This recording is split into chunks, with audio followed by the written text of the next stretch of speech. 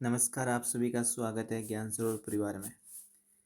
आज अपन बात करेंगे जो स्कूल मैनेजमेंट में अपन बात करते हैं शैक्षिक प्रबंधन और राजस्थान में शैक्षिक परिदृश्य और RT 2009।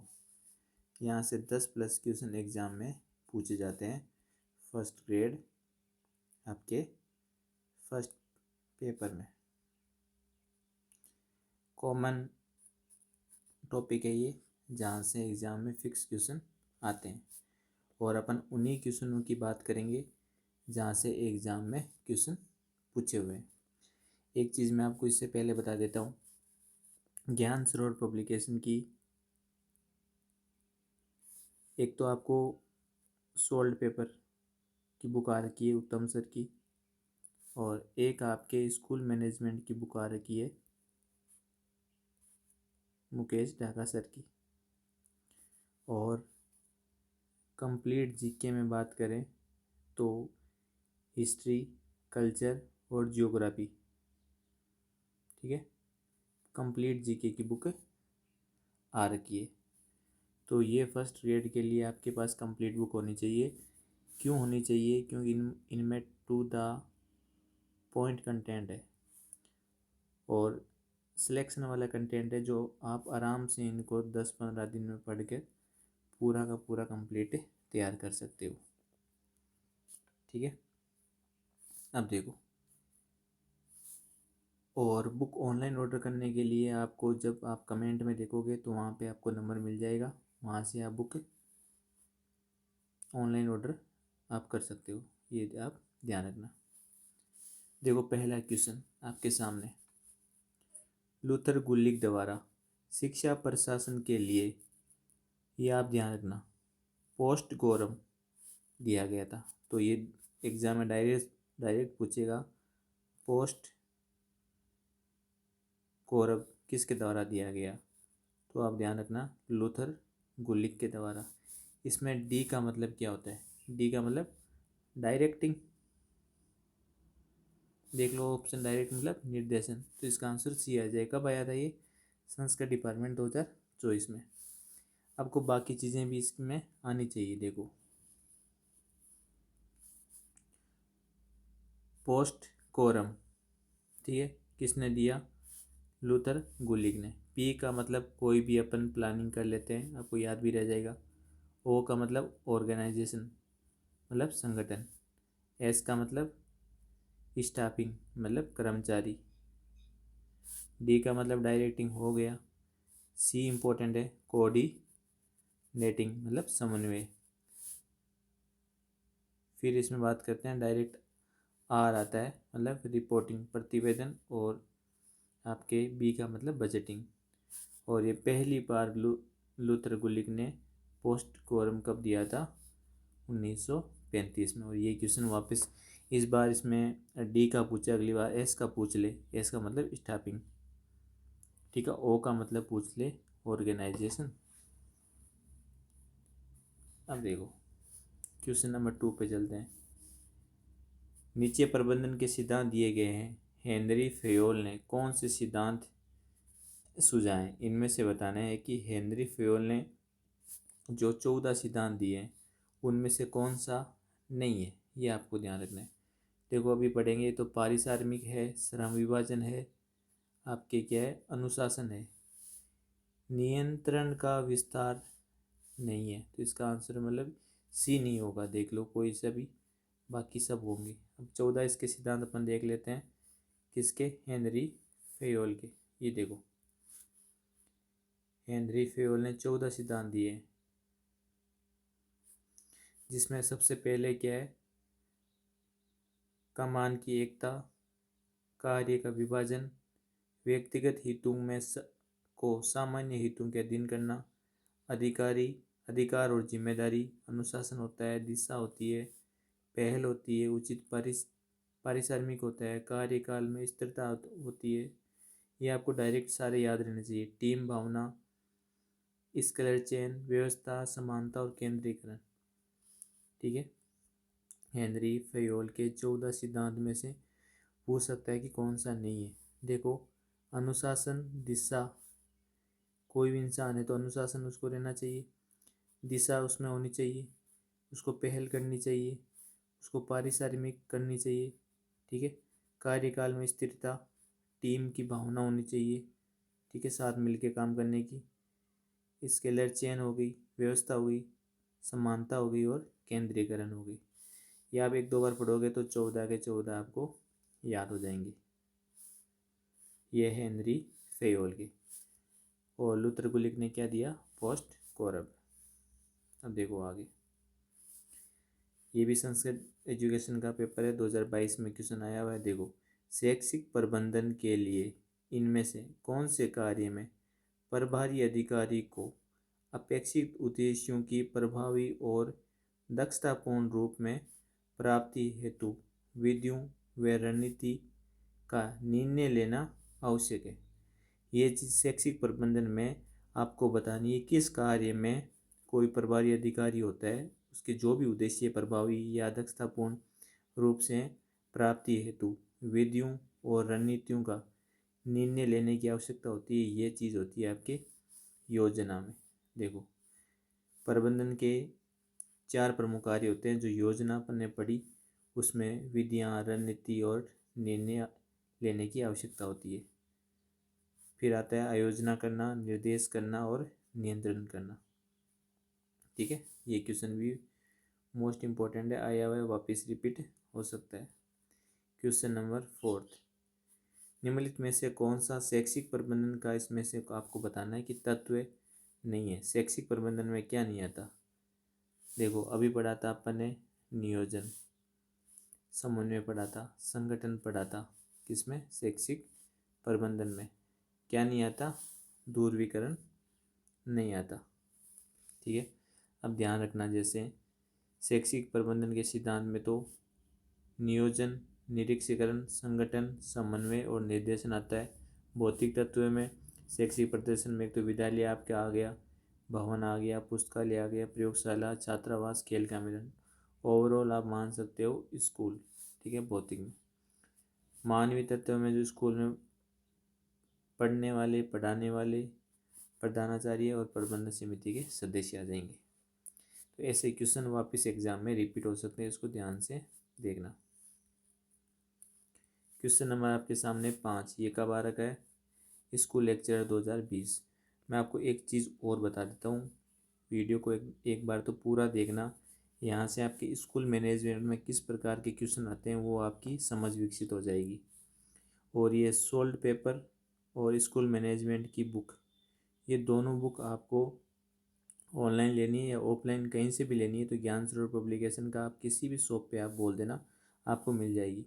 First grade, second grade की टेस्ट सीरीज़ आपको अगर लेनी है, सिलेक्शन टेस्ट सीरीज़, तो वो अपने ज्ञान सरोवर एड्यू हब पर चल रही है।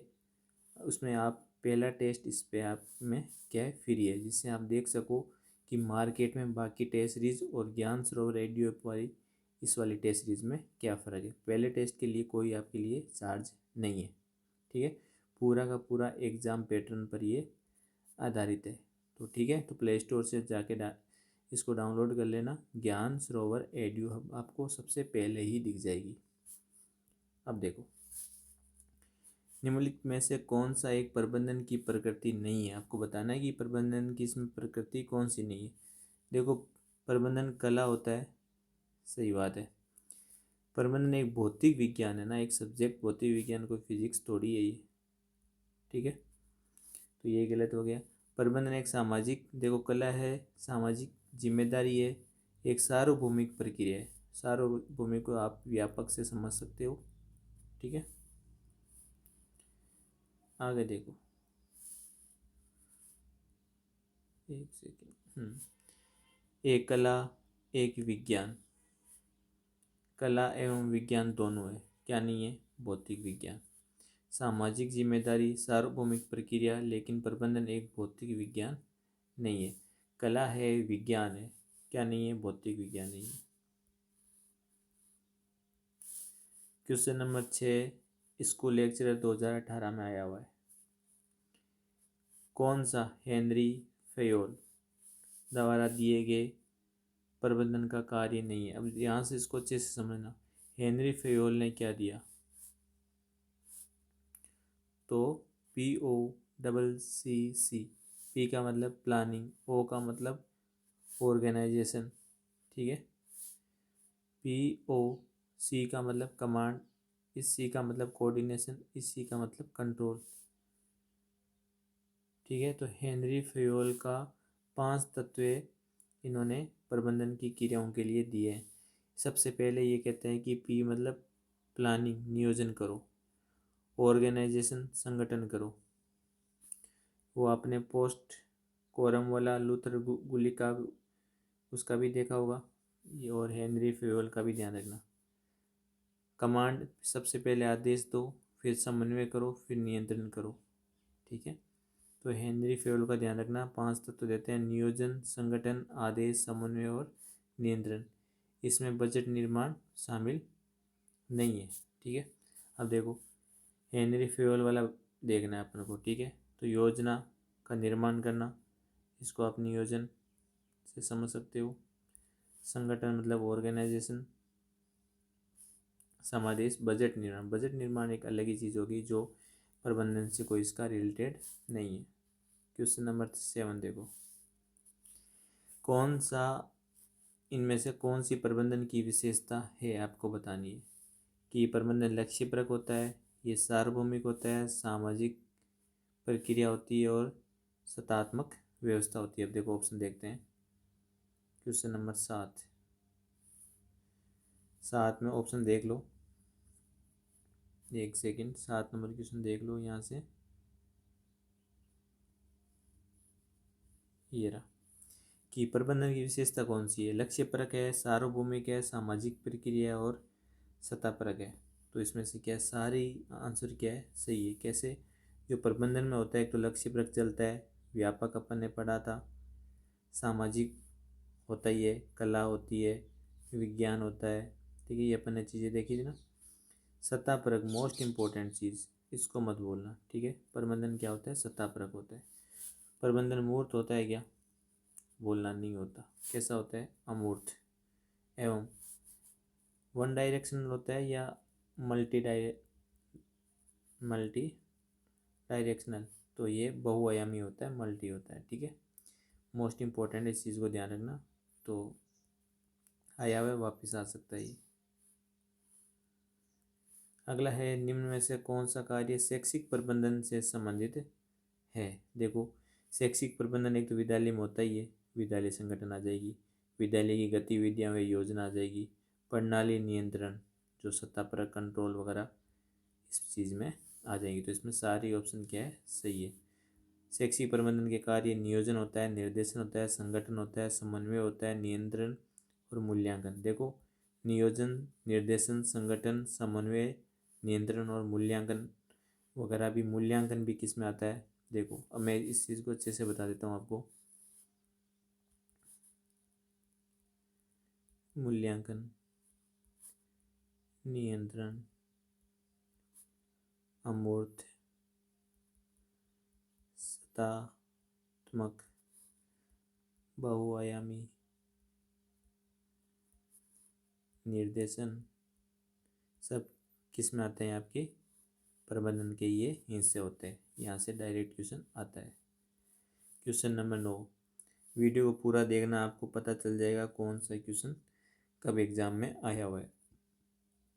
अब देखो कौन सा हेनरी फेयोल द्वारा दिए गए, हेनरी फेयोल आपको बताना है, POCC प्रबंधन का कार्य इनमें से नहीं है, वो बता दो। बजट निर्माण वापस आ गया ना, इसका क्या ही मतलब है। क्या क्या है, नियोजन होता है, संगठन होता है, आदेश होता है, समन्वय होता है, नियंत्रण होता है, ठीक है। एक ही क्वेश्चन, इसीलिए कहते हैं कि स्कूल मैनेजमेंट जो अपने क्वेश्चन है वो बार बार वहीं से फिक्स है कि वहीं से आने होते हैं, ठीक है। तो इसलिए आए हुए क्वेश्चन को अच्छे से देख लो।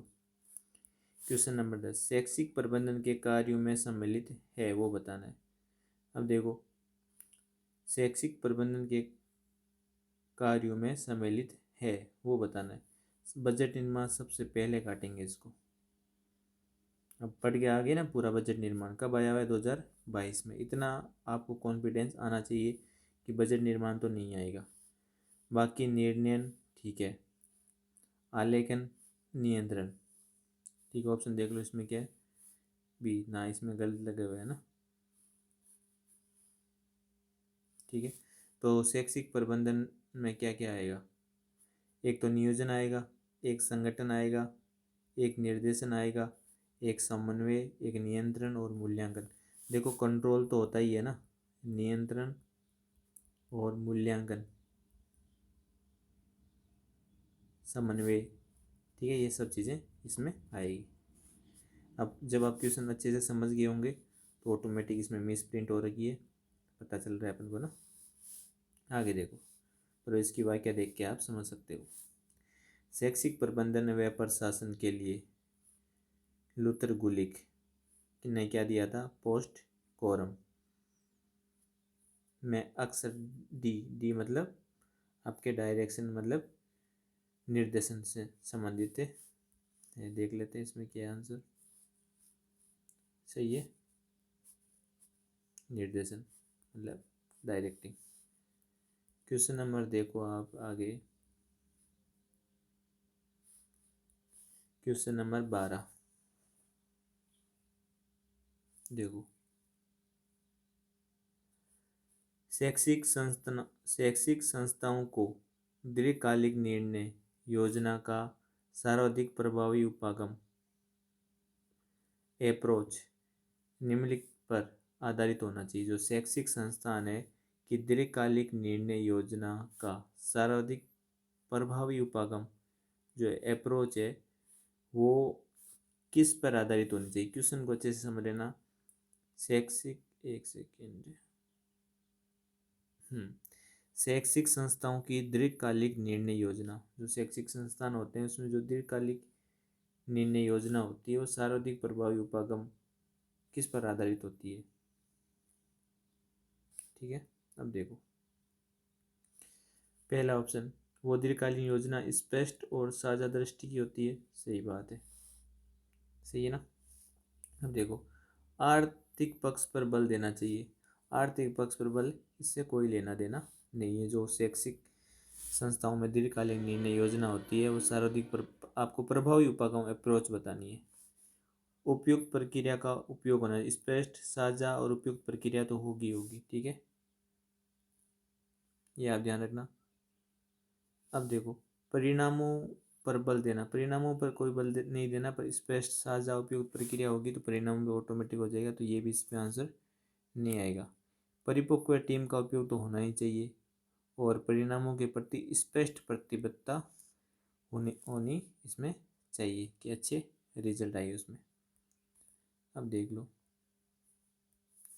अपन देख लिया आर्थिक पक्ष पर बल देना और परिणामों पर, देखो परिणामों पर बल देना तार्किक इसमें नहीं है, तो अपन ने ये चीज़ें देख ली। वापस क्वेश्चन आ सकता है, इसको और देख लेना आप एक बार। अब देखो क्वेश्चन नंबर 13, वार्षिक प्रक्रिया के लिए शैक्षिक सूचना प्रणाली प्रबंधन का सही चक्र बताना। जो एक पूरी की पूरी साल के लिए वार्षिक प्रक्रिया के लिए शैक्षिक सूचना प्रणाली प्रबंधन का सही क्रम इसमें से आपको बताना है कि सबसे पहले क्या करना चाहिए। कोई भी अपन पूरे साल की प्रक्रिया बना रहे हैं शैक्षिक सूचना प्रणाली आईसीटी के लिए, देखो सबसे पहले आप क्या करोगे, जो भी आपके पास डाटा है, ठीक है, उनको एक तरह अपने पास लाओगे, तो क्या करोगे, आंकड़ों का एकत्रीकरण, ठीक है, उन डाटा से आप कुछ ना कुछ क्या करोगे, प्रोसेस करोगे, तो आंकड़ों की प्रक्रिया, प्रोसेस करने के बाद उन आंकड़ों को आप अलग अलग करोगे, तो विश्लेषण का मतलब क्या है, चीज़ों को अलग अलग करना, संश्लेषण का मतलब क्या है, चीज़ों को जोड़ना, फिर लास्ट में जो भी आंकड़े करें आपने उसको आंकड़ों का आप लेखन कार्य मूल्यांकन वगैरह में कर दोगे, ठीक है।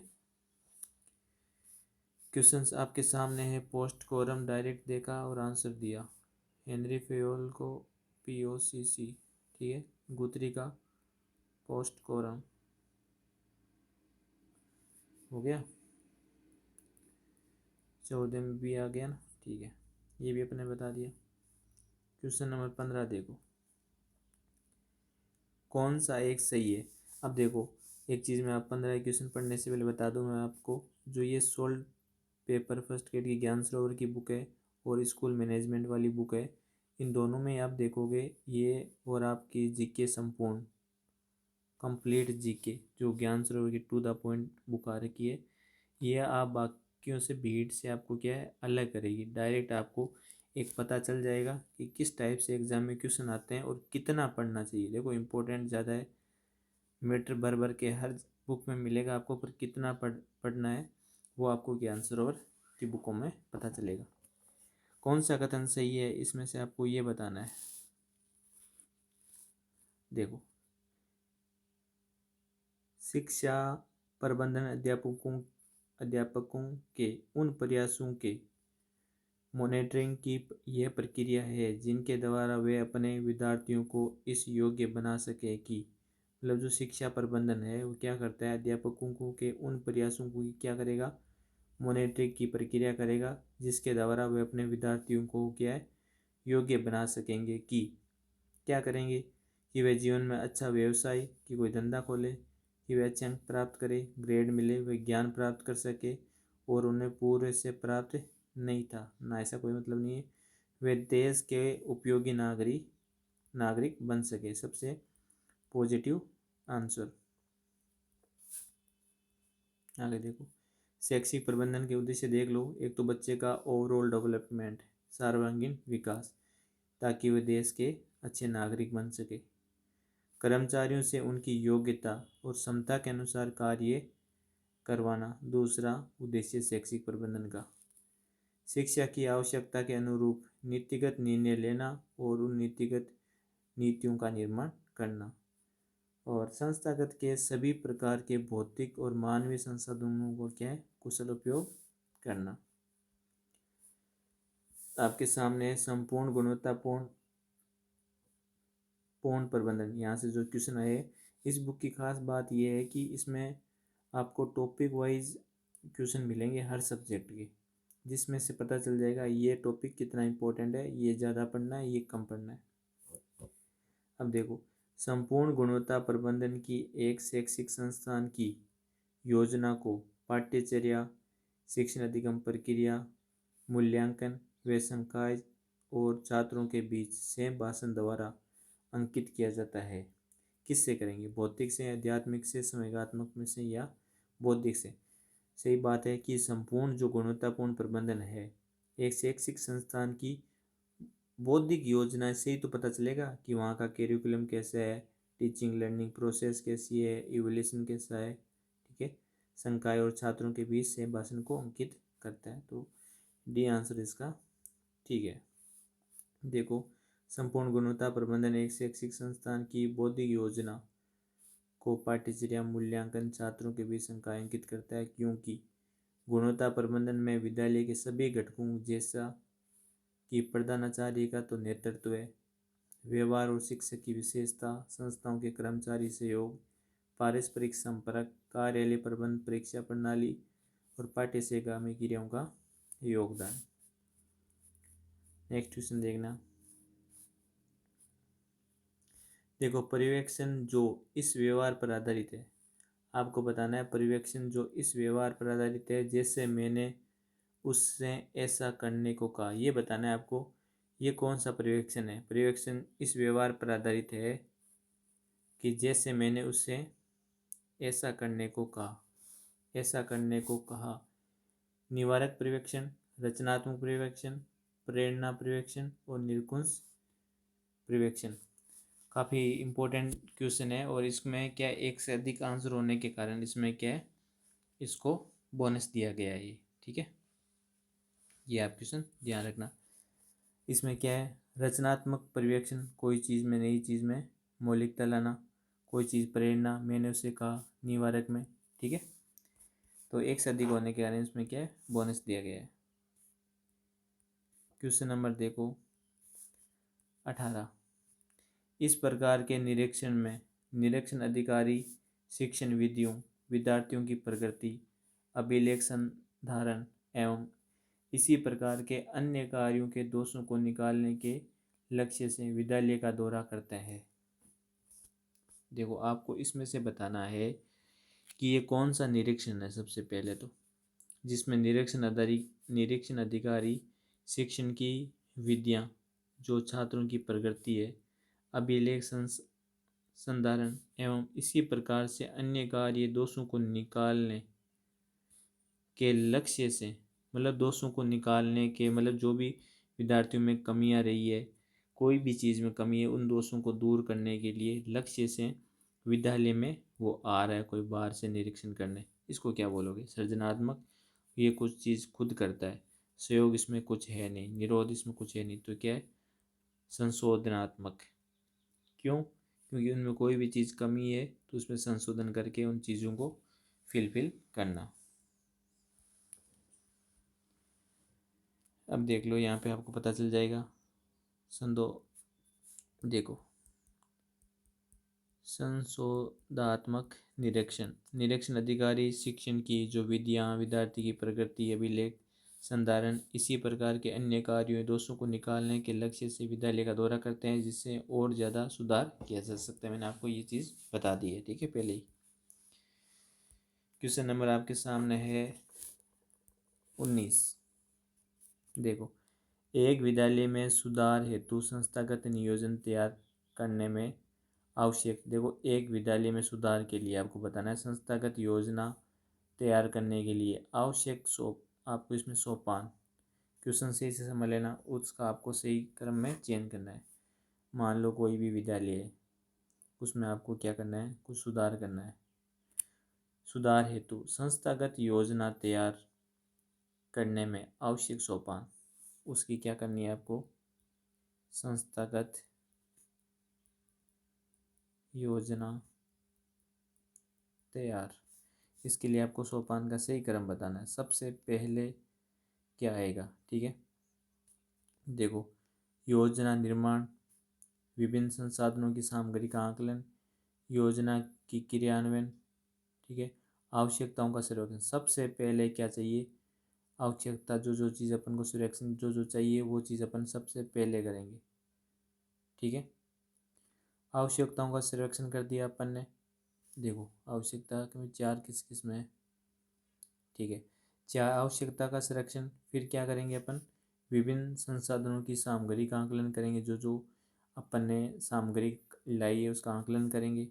फिर उसके लिए अपन योजना बनाएंगे। और सबसे आप इसको क्वेश्चन को ऐसे भी तो कर सकते हो, सब चीज़ होने के बाद मूल्यांकन तो सबसे लास्ट में ही करते हैं, ठीक है। और आपके 5 में ऐसे भी कर सकते हो कि सबसे लास्ट में मूल्यांकन आएगा, तो 2 में ही है, एक इसमें है, तो ये तो कट ही गया ना पूरा का पूरा, ठीक है।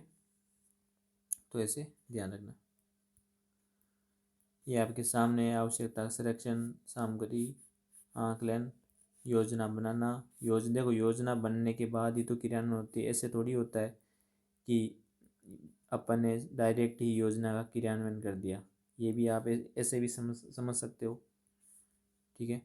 इसमें है क्या? देखो, यहाँ से भी आप, अगर आपको नहीं समझ में आ रहा तो ये तो आपको दो तो चीज़ पता चल गया, योजना निर्माण और योजना का क्रियान्वयन। चलो, अब देखो, क्वेश्चन करने के अलग तरीके होते हैं, किसी का कुछ होता है, पर यहाँ पे आपको स्मार्ट वर्क जो ज्ञान सरोवर की बुकों में मिलता है, यहाँ से आपको स्मार्ट वर्क करना बहुत ज़रूरी है। कैसे?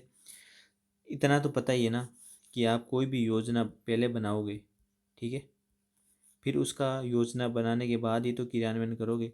मतलब एक के बाद में क्या आएगा? आपके 3 आएगा, तो एक पकड़ लो, एक के बाद में 3 आएगा, तो ये आंसर नहीं होगा, पूरा काट दिया। एक के बाद 3 आएगा। वैसे एक बात बताऊँ, ये तो अपने पहले भी काट दिया था, क्योंकि मूल्यांकन सबसे लास्ट में आएगा, ठीक है। एक के बाद में 3 आएगा, ये हो सकता है, एक के बाद में 3, ये सब कट गया, एक ही आंसर, ठीक है। ऐसे भी आप इसको कर सकते हो। कौन सा शैक्षिक पर्यवेक्षण की इसमें विशेषता नहीं है, नहीं को अंडरलाइन कर लेना। शैक्षिक विशेषता नहीं है। पहला है मैत्रीपूर्ण और एक प्रजातांत्रिक होती है, औपचारिक मात्र है, शिक्षण अधिगम प्रक्रिया में सुधार लाना। शैक्षिक पर्यवेक्षण का मतलब है शिक्षण प्रक्रिया में सुधार लाना। और क्वेश्चन क्या पूछा है, नहीं है वो बताना है। और शैक्षिक, आपके संपूर्ण शैक्षिक संरचना का विकास करना। संपूर्ण शैक्षिक का विकास करना मतलब डी तो सही है। औपचारिक मात्र है, ये गलत हो गया। देखो, प्रजातांत्रिक को इसमें आप लोकतांत्रिक बोल सकते हो, मतलब एक प्रकार से आप बाल केंद्रित। ठीक है। औपचारिक मात्रा नहीं है, खुद ही ने नकारात्मक वाक्य है, मात्रा लगा दिया। शिक्षण अधिगम प्रक्रिया में सुधार तो करते ही हैं। ठीक है, ये बेसिक सा क्वेश्चन है, कोई ज़्यादा बड़ा नहीं है। अब देखो, शैक्षिक पर्यवेक्षण की विशेषता देख लो। मैत्रीपूर्ण या प्रजातांत्रिक, इसको मैंने कहा था लोकतांत्रिक बोल दो। संपूर्ण शैक्षिक संरचना का विकास करो, शिक्षण अधिगम प्रक्रिया में सुधार करो, सीखने और सिखाने की प्रक्रिया का विस्तार करना, एक परामर्शदाता के रूप में कार्य करना, शिक्षकों की निरंतर प्रगति में सहायता करना। ये वैज्ञानिक होता है, मोस्ट इम्पोर्टेंट है। क्या होता है? वैज्ञानिक। और शिक्षकों की निरंतर प्रगति में सहायक होता है। परामर्शदाता के रूप में कार्य, टीचर तो वैसे भी परामर्शदाता या एक सुविधा प्रदाता के रूप में कार्य करता है। आधुनिक तकनीकी पर आधारित है, इसमें औपचारिक मात्रा ये नहीं, तो ये गलत हो जाएगा।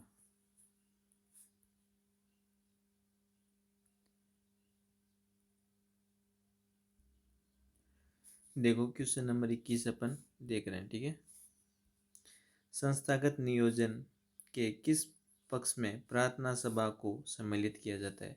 आपको बताना है संस्थागत नियोजन में किस पक्ष, एक सेकेंड, किस पक्ष में प्रार्थना पक्ष को सम्मिलित किया जाता है। आपका संस्थागत नियोजन आप जब पढ़ते हो तो आपको बताना है कि प्रार्थना सभा को किस में सम्मिलित करेंगे। प्रार्थना, देखो प्रार्थना जो आपकी प्रार्थना सभा है, एक तो होती है आपकी शैक्षिक पक्ष जिसमें ओनली पढ़ाई का काम होता है, एक होता है शेष शैक्षिक जिसमें खेल कूद गतिविधियाँ वगैरह आ जाती है। ठीक है, शेष शैक्षिक पक्ष में आपकी प्रार्थना, एनसीसी, स्काउटिंग, इको क्लब, जो चीज़ें थी मैंने सब बता दी इसमें। ठीक है, ये आ जाएगी इसमें। क्वेश्चन नंबर आपके सामने 22, जो विद्यालय का मानचित्र है उसके संदर्भ में इनमें से कौन सा कथन सही नहीं है? विद्यालय मानचित्र में आपको बताना है।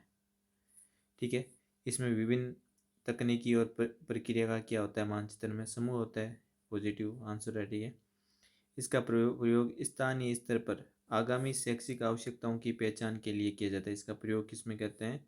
स्थानीय स्तर पर आगामी शैक्षिक आवश्यकताओं की पहचान के लिए करते हैं। सही बात है, जो स्थानीय स्तर है, आगामी जो भी शैक्षिक आवश्यकता है उसकी पहचान के लिए विद्यालय मानचित्र का प्रयोग करते हैं। ठीक है, इसका अर्थ सिर्फ, एक तो यही नेगेटिव आ गया, सिर्फ एक बड़े मानचित्र पर वर्तमान विद्यालय का स्थान निरूपित करते हैं ना भाई। इसका लक्ष्य आगामी शैक्षिक आवश्यकताओं को पूरा करने के लिए उठाए जाने वाले कदम की योजना बनाता है। ठीक है, आंसर आ गया अपना। क्वेश्चन नंबर 23, 23 आपको अच्छा क्वेश्चन है। देखो 23 नंबर देखना, विद्यालय स्थानीय स्तर पर विद्यालय मानचित्र तैयार करने के लिए आपको इनमें से सही क्रम बताना है कि स्थानीय स्तर पर आप मानचित्र बनाओगे। ठीक है, तो विभिन्न कार्यों का सही क्रम क्या है? सबसे पहले आपको क्या चाहिए मानचित्र बनाने के लिए? सबसे पहले कोई भी मतलब अपन ये विद्यालय, इसमें क्या क्या अपन को कमियां आ रही है उनके कारणों को जानेंगे पहले, तो निदान आ जाएगा। ठीक है, कमियों को जानना, फिर आता है कि उसके लिए अपन प्रक्षेपण करते हैं और उसके बाद उसका क्या करते हैं अपन, प्रस्ताव वो करते हैं। तो डायरेक्ट इसको ध्यान रखना, 2018 में आया हुआ है ये। अब देखो,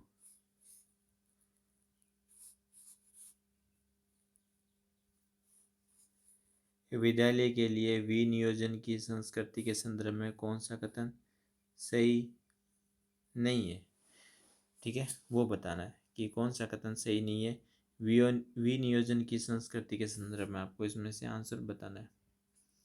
देखो, विनियोजन में संस्कृति में यह शैक्षिक स्टाफ व प्रबंधन के बीच व्यक्तिवादिता को प्रोत्साहित करता है। ठीक है, इसको नीचे कर देते हैं अपन, एक सेकेंड। व्यक्तिवादिता को प्रोत्साहित करता है ना भाई, व्यक्तिवादिता को प्रोत्साहित नहीं करता। विद्यालय में विनियोजन की संस्कृति के लिए शैक्षिक स्टाफ और प्रबंधन के बीच ये शिक्षकों को व्यावसायिक समस्याओं को साझा करने से विमुख कर देता है। विमुख या उन्मुख, हटा देता है उनसे ध्यान, ना ना। ठीक है, दोनों ही गलत है। यह शिक्षकों में संस्थागत संवर्धन और सामूहिक कार्यक्रम में अधिक सहयोगी बनने हेतु क्या प्रोत्साहन तो करता है, ये बात तो ठीक है। ठीक है, इसमें तो बोनस दे दिया। दोनों ही इसमें क्या गलत है। Question number 25। क्वेश्चन 25 करने से पहले अपन इस वीडियो को आप ज़रूर बताना कि कमेंट करके कि ये आपको क्लास यूज़फुल लगी। सिलेक्शन ओरिएंटेड क्या कंटेंट है क्या, जिसमें एग्ज़ाम पैटर्न पर डायरेक्ट क्वेश्चन पूछते हैं, अपन उतनी ही बात कर रहे हैं। ठीक है, मैटर पढ़ने को बहुत है पर एग्ज़ाम ओरिएंटेड स्टडी के लिए इतना आपके लिए पर्याप्त है। तो स्कूल मैनेजमेंट के लिए अपन ने ये पार्ट 1 समझ सकते हो, इसको अपन ने कंप्लीट कर लिया। अगर आप चाहते हो इसका पार्ट 2 में स्कूल मैनेजमेंट के जो जितने भी क्वेश्चन है 25 हो गए, मान लो कि 30-35 क्वेश्चन और है, वो अपन कंप्लीट कर ले, जिससे पता चल जाए आगे आने वाले एग्ज़ाम में और कैसे क्वेश्चन आ सकते हैं। तो कमेंट करके ज़रूर बताना, आप कमेंट करोगे तो ही अपन इस पर आगे क्लास लाएंगे। ठीक है, और ये दोनों बुक ज्ञान सरोवर की मैंने आपको फ़ोटो में बता दूंगा, तो अगर किसी के पास नहीं है तो मार्केट में किसी भी आप शॉप से ये बुक ला सकते हो। GK complete Rajasthan, school management complete, और आपके सोल्ड पेपर जिसमें सभी पूरे के पूरे सोल्ड टॉपिक वाइज आपको मिलेंगे। ठीक है, धन्यवाद सभी को।